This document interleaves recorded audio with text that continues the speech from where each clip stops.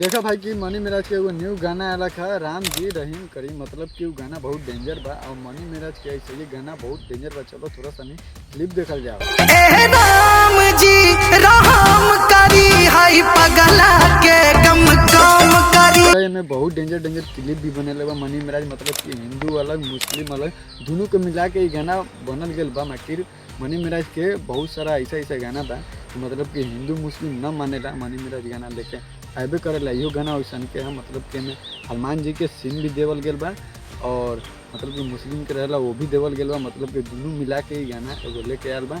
और मनी मिराज के मेन भी चैनल पर ना एगो डेंजर तरीका से मतलब कि ऊपर एगो टेलरो आ गया बा। जाके टेलर पहले देखा मनी मिराज के और अपलोड भी होए वाला बा। अभी थोड़ा एडिट हो रहा बा मनी मिराज के न्यू वीडियो मेन चैनल खातिर। तो जा पहले लिंक डिस्क्रिप्शन में बा गाना के और टीज के भी लिंक डिस्क्रिप्शन में बा, जा और देखा। और ये गाना मतलब कि 4-5 चैनल से फॉलो बैक करा के मतलब कि गाना छोड़ल गया बा। मतलब कि मेन चैनलों पर मतलब कि अथी होल बा। मतलब कि जा तुम से देखा और सब्सक्राइब तक खुद के।